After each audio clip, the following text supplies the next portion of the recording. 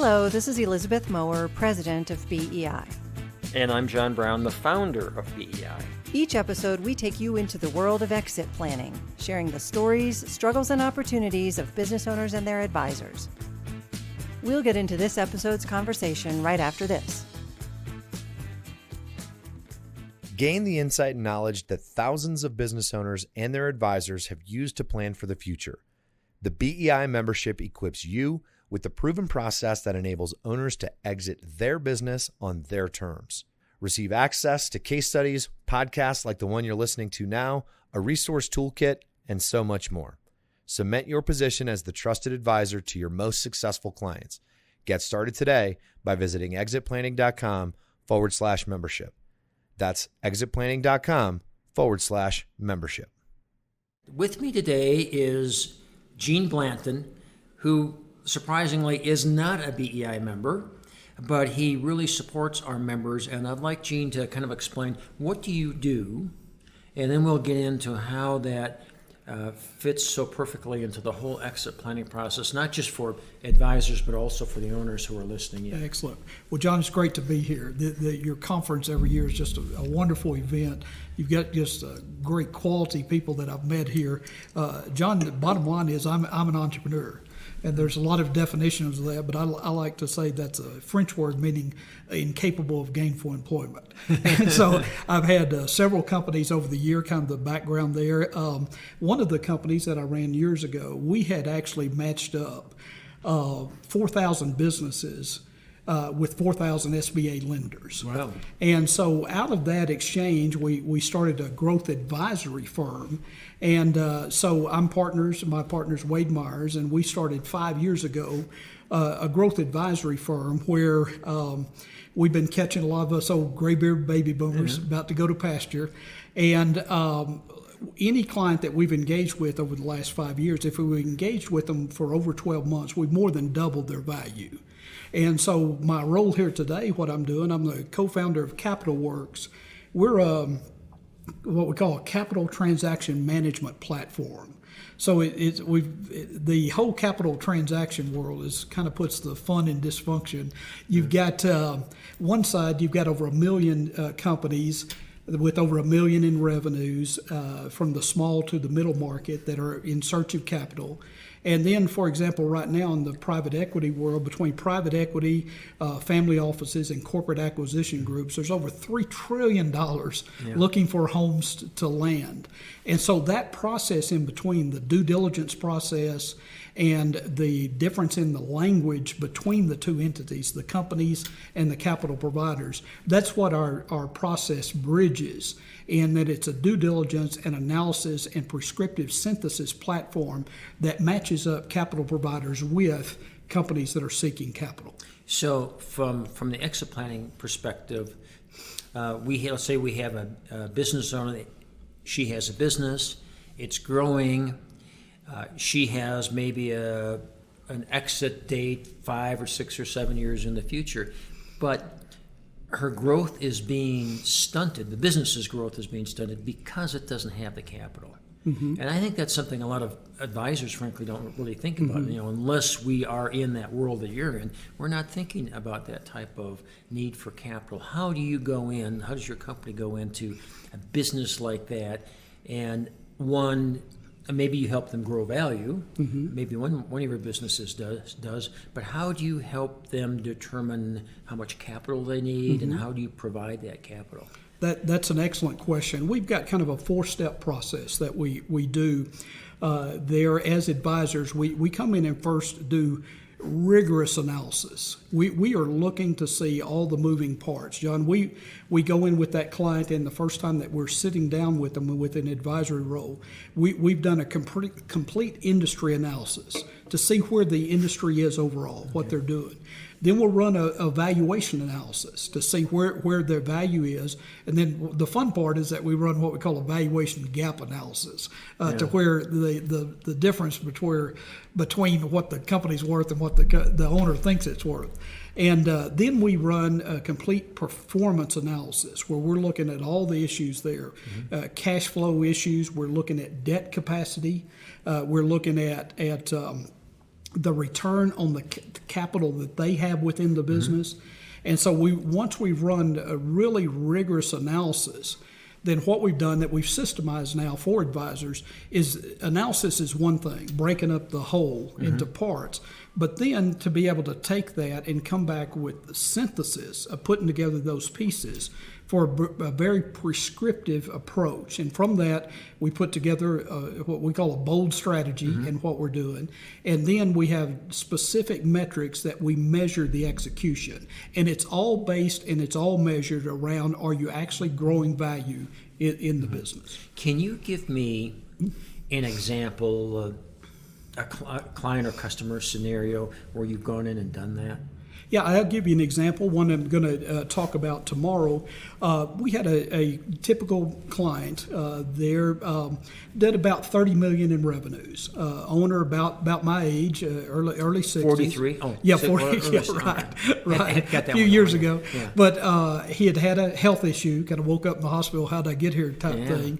And typical business owner, and I am an entrepreneur, so I've operated like that too. If we're fond of saying, John, that a lot of the business owners we deal with, when we first deal with them, if the owner assumed room temperature, nobody'd know where the key to the head was. Yeah. And he was kind of that way, micromanager, et cetera.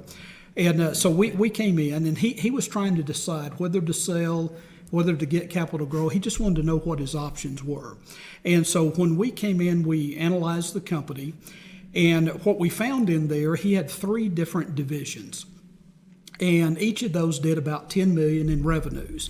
And so when we talked to him about growing the company and all, he said, well, let's grow all 3 divisions. We said, well, time out, let's take a look under the hood. We examined the 3 divisions, John, and out of about $2.5 million EBITDA of its entire company, he had one division that was producing $2.2 million of that.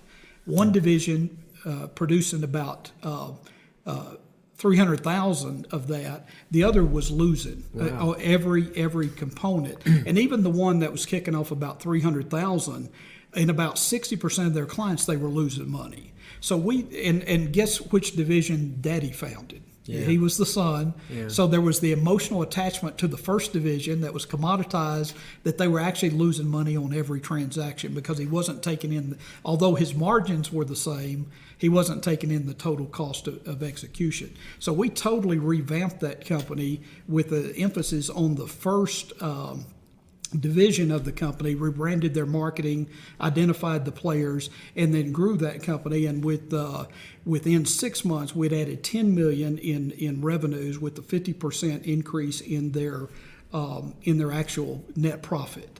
And so that's what the analysis piece of it will do. We determined in there, and with his particular one, because these were long-term clients, had he stayed where he was at to grow to the next level, he would have had to take on debt to capitalize the growth.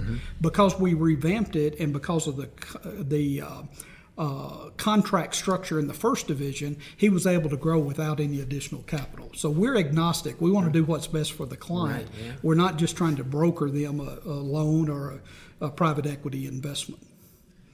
That's fascinating. So really what an owner can do is maybe they come to you thinking they need debt financing of some kind, but maybe they don't. And that's the growth analysis that really you're engaging in. We always look at the business model. Yeah. We tell the story. One time, my partner was speaking at a printing company, or at a convention there of printing companies, and one of the guys spoke up and said, he was upside down on cash flow and all that kind of stuff. And my partner Wade said, well, when they come in and place the order, he said, your competitor's doing that. Why don't you just charge them up front? Oh, my clients, they'd never pay up front. He said, just try it. And so the guys started trying it, and it just something as simple as that totally changed their cash flow model. And so debt, bringing in outside capital, should always be not the first thing you look for. Outside capital will not fix a bad business model. Right. And that's what advisors need to understand and zero in on first. So what would you recommend to the exit planning advisor world on how to identify a client that might need your services, both financing, and then both the growth model? Well, a couple things there. I believe, and I'm going to share this tomorrow, it comes down to what your definition of entrepreneurship is. Dr. Howard H. Stevenson, who was the point man for entrepreneurship at Harvard, he says that entrepreneurship is not an effect or a particular type of individual, it's a behavior. And so as advisors, John, we're ultimately in the behavior modification business. That's what we're in. And so when are the times that people are really in pain? Those are the times that we can help change their behavior. Where our message to exit advisors is that unlike that exit where they can kick that down the road, I don't want to think about that, when they're looking, if you can engage with them earlier in the process when they're raising their hand for growth capital, their behavior becomes very compliant. You don't have problems gathering up financial. You don't have problems gathering up the documentation, et cetera, there. And so and a company hits that along different stages. That point we call too big to be small and too small to be big. And so those would be the times, and they usually experience, and usually they kind of outstrip systems. Bless their heart, they've got Aunt Maud who knew how to do QuickBooks, and now she's the CFO of the company, way underpowered. And so they're starting to experience some pain, and that's a lot of times, John, when the owner is starting to become overwhelmed. That's when they're thinking about exiting. Right. I just want out from under it. But if you can, as an advisor, looking out for the best interests of the client, if you can show them another way, we've seen clients get re-energized, re-engaged, take it to a whole nother level, and then came back and helped them exit further down the road at a much higher price. So that's great. Let me switch gears and talk about something maybe you don't do, but I think you can give us insight. So in a lot of the exit planning we do for inside transfers, transferring the business to the kids or the management team, we design a slow transfer of ownership to the incoming owners based upon them improving the business in some metric that we can measure. But at the end of the day, we usually have a scenario where that insider has purchased and owns 30 to 40% of the company often. Then part of our model says, okay, now go out and get financing and take the original owner out for the remaining 60% plus of the ownership interest. One, is that a model that is appealing to financial sources, banks, and your company? Secondly, when should probably the exit planning advisor, but maybe the owner, contact someone like you to see if that financing capability exists in that particular situation? Well, to answer your question, one of the things that we do, we're really targeting CPAs because they already have the financials, they know it. One of the things that we run there, John, one of the analysis that we run is a debt capacity analysis. And so just like we saw in one of your M&A sessions this morning, many times entrepreneurs leave too much capital in the business, maybe they're undercapitalized, et cetera. But we know what the debt capacity is based on the banks, all these 13,000 capital providers that we have, based on their criteria and their input. So in answer to your question, the earlier the better to find out what's there. And banks do like that. It's more and more entrepreneurs are deciding, that's what you described as what we call our legacy value. In essence, it's not do I die at my desk or sell totally out. If I've got a good team and can share the wealth and grow on up to the next level. But yes, the metrics are there. And then one of the things that we do that the banks love and want to see on that is an overall governance process once that's done. I'll give you a quick example. Yeah, and talk to me about what that governance process is. Well, the governance process in this example that I'm telling you here, the in-law father owned the company. Son-in-law came and worked for him, and the young guy that worked for him just grew the value of the company. Had no equity in it, no anything. And Dad was a wild man, and would come in and say, "Write me a check for $100,000." To the young guy that was running the company, and he said, "Dad, we don't have. I don't care. Write the check." And so anyway, it was one of those deals where we went in and helped them structure where the young guy had a minority stake in the company, but the governance was this. We put it in the operating agreement that how distributions were going to be done, and certain levels, like you talked about before, performance hit before everybody profits off of them. And when you take a distribution, son-in-law gets his portion of the distribution and all that. And then what we did, put an operating agreement that we did a third party, in this case a CPA, who signed off to be what we call a capital steward.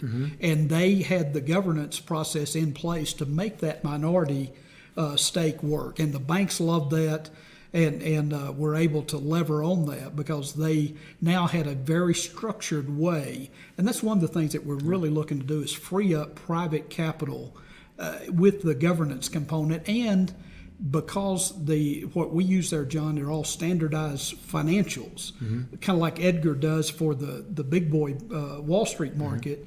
Our platform does the same thing. Everybody's financials look exactly the same, and so you can measure the metrics a lot better. So that's how we put that in place. That's a bigger and bigger option that's out there, growing more and more. So I applaud you guys for training your guys in BEI here on doing that, because I think you'll see more and more of that option coming up in the years to come. Yeah, and I can really see how our planning leading to an exit reaches a point where working with you makes a lot of sense. I mean, it doesn't in the very early years when we're not even talking about getting financing early. We have to build the structure first or start to build it. And then you're able to come in and, in our world, complete the process. Well, very much. And the thing is, too, along that way, and if advisors are known for being able to, point somebody here and say, here's a source of capital that's going to fund this, and it is a difference change. We've been there as investment bankers, because it's one thing to address a group of folks and say, how many of you guys want exit planning? How many of you guys want to sell your company? Versus how many of you need capital? And so the whole relationship, and the thing I love about what BEI does, John, the way that you stress building that relationship with that client and the other advisors, and if you catch them early enough in the game, and you were responsible or pointed them to, and they were able to get $5 million in financing because of their relationship with you, that builds a lot of trust and goes a long way. That's great. Well, that's wonderful. Anything else you wanted to add? Well, I just appreciate the opportunity to be here. I've met some outstanding people. Just the folks here are ultimate professionals.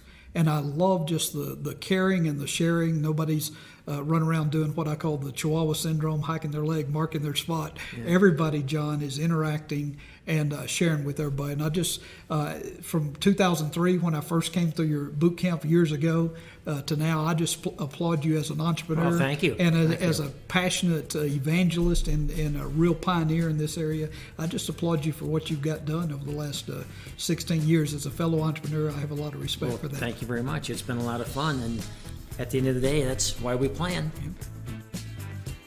Thanks for listening. Join us for our next episode. For more content like this, please visit exitplanning.com.